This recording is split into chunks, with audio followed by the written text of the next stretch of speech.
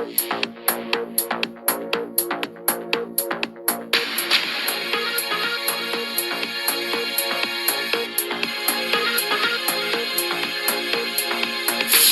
ጤና ይስጥልን ክቡራን የዩቲዩብ ቤተሰቦች፣ የሰዓቱን አጫጭር መረጃዎች እየቀርብ ያለው እስከ ፍጻሜው አብራችሁን ቆዩ።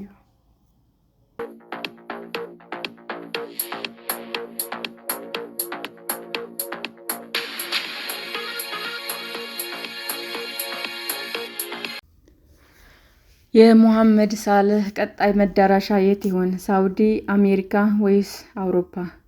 ግብፃዊው ኮከብ በርካታ ስኬቶችን ካስመዘገበበት ሊቨርፑል ጋር በዚህ የውድድር ዓመት መጨረሻ እንደሚለያይ ይፋ አድርጓል። የሞሐመድ ሳላህ ቀጣይ መዳረሻው የት ይሆን የሚለው እስካሁን አልታወቀም። ለ9 ዓመታት ከነገሰበት ለሊቨርፑል ጋር በይፋ እንደሚለያይ ከተነገረ በኋላ የሳላህን መዳረሻ በተመለከተ የተለያዩ አስተያየቶች እየተሰጡ ነው። ፍላጎት ያሳዩ ሀገራትም ለሳላህ ምቹ የሚሆኑ ሀገራትና ያለውን ነባራዊ ሁኔታ ታሳቢ በማድረግ የ33 ዓመቱ ኮከብ ቀጣይ ዓመት የት ሀገር ልናየው እንችላለን የሚለው ቢቢሲ ዳሰሳ አድርጓል። ሳዑዲ አረቢያ ያለ ጥርጥር የሞሐመድ ሳላህ ቀዳሚ መዳረሻ ልትሆን ትችላለች።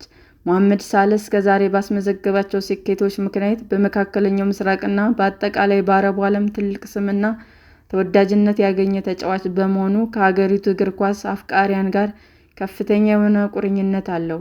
ሙስሊም የእግር ኳስ ኮከብ በመሆን በሳዑዲ ዓይን ሞሐመድ ሳላህ ቅድሚያ የሚሰጠው ተጫዋች ነው።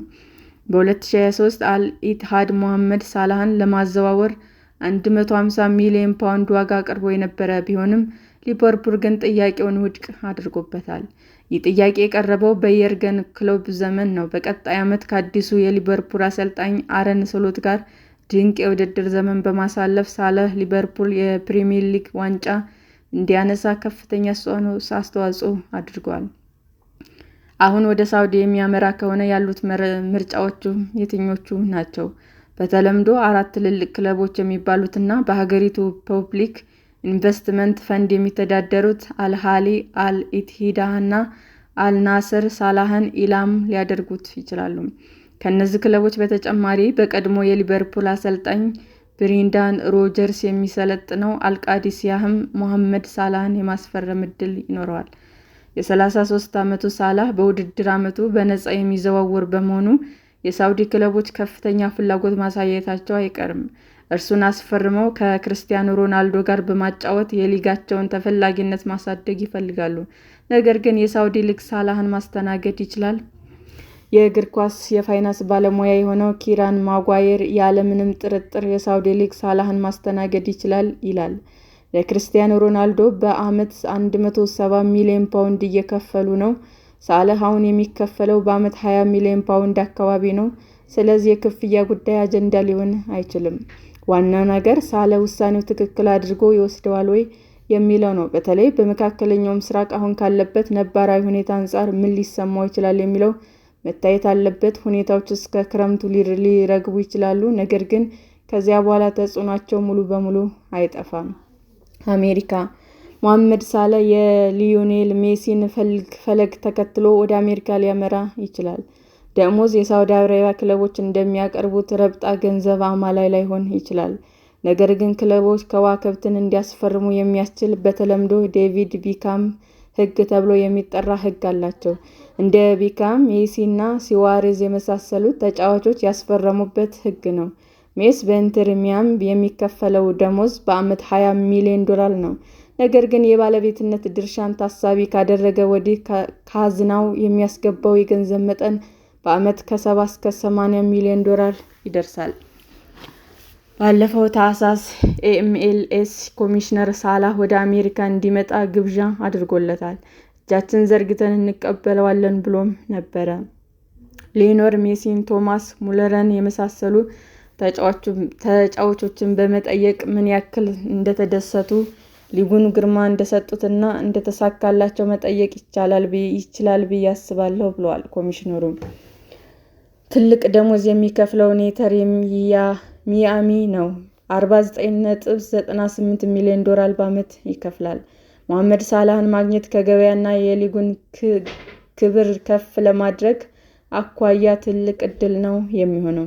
የሜሲ ዝውውር እንደ አዲስና አፕል ካሉ ኩባንያዎች ጋር በተደረገ ስምምነት ጭምር የተደረገ ዝውውር ነው። የሆነ ሆኖ ለሳላህ ከሳውዲ መጣ ከአሜሪካ አዋጭ ፕሮጀክቶች ከቀረበለት ሊቀበለው ይችላል። የፋይናንስ ሙያተኞችም ማጓየር በአውሮፓ መቆየት መሐመድ ሳላህ ካለው አቅምና ችሎታ አንጻር ደካማ የውድድር ዓመት ነው እያሳለፈ ያለው። እንዲያም ሆኖ ግን በውድድር ዓመቱ ሁሉም ውድድሮች 10 ግቦችን ያስቆጠረ ሲሆን 9 ለግብ የሚሆኑ ኳሶችን አመቻችቶ አቀብሏል። ይህም ስኬት ባለፈው ዓመት ካየነው ሳላህ ጋር ካነጻጸርነው ግን የወረደ አቋም ላይ እንደሆነ ያሳያል። ዋናው ነገር ሳላህ አሁንም አቅሙ እንዳለ መገንዘቡ ነው።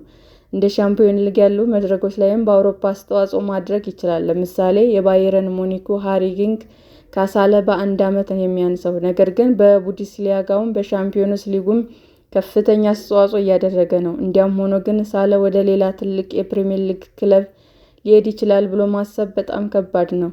ኒውካስል በሳውዲ ባለሀብቶች የሚተዳደር ነው፣ ነገር ግን አሁን ካለበት የፋይናንስ ቀውስና አለመረጋጋት አንጻር ሳላህን የማዘዋወር ዕድል አናሳ ነው። ማጓየር እንደሚለው የሳላህን ደሞዝ መክፈል የሚችሉት በጣም ጥቂት የአውሮፓ ክለቦች ናቸው። አውሮፓ ውስጥ መቆየት የሚፈልግ ከሆነ ሳላህ ምርጫዎቹ ሊሆኑ የሚችሉት ፓሪስ ሴንት-ጀርሜን፣ ባየርን ሙኒክ፣ ሪያል ማድሪድ እና ባርሴሎና ናቸው። ነገር ግን የሚቀርብለት ፕሮጀክት አማላይ መሆን አለበት። በኳታር ከበሬቴዎች የሚመራው ፓሪስ ሴንት-ጀርሜን ለሳላህ በቂ ደሞዝ መክፈል ይችላል።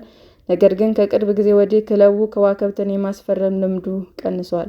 ባርሴሎና ውስጥ ሳላህ በሚጫወትበት ቦታ ላይ ታዳጊው ኮከብ ላሚን ያማል አለ። ማድሪድም በዚያ ቦታ በቂ ተጫዋቾች ያለው ይመስላል። ስለዚህ አሁን ባለው ሁኔታ ሁሉም ትንታኔዎች የሚያሳዩት ለመሐመድ ሳላህ የቀረበው ከአውሮፓና ከኤምሲአልኤስ ይልቅ ሳውዲ አረቢያ ነው። ከእነዚህ ሁኔታዎች መነሻ በማድረግ መሐመድ ሳላህ በሚቀጥለው ዓመት በሳውዲ ሊግ የመታየት ዕድሉ የሰፋ ነው። ሰላም ጤና ይስጥልን ውድ የዩቲዩብ ቤተሰቦቼ እንዴት ናችሁ? አዲስ ጀማሪ ነኝና ሰብስክራይብ ያደረጋችሁ አበረታቱኝ። አመሰግናለሁ። የዩቲዩብ አድማጮቻችን ለሰዓቱ ያቀረብኩላችሁ አጫጭር መረጃዎች ይህንን ይመስል ነበር። በሌላ መረጃ እስክንገናኝ ሼር፣ ላይክ፣ ሰብስክራይብ እንዲሁም ቢቀርብልን የምትሉት መረጃ ካለ ኮሜንት እያደረጋችሁ ቸር ቆዩን።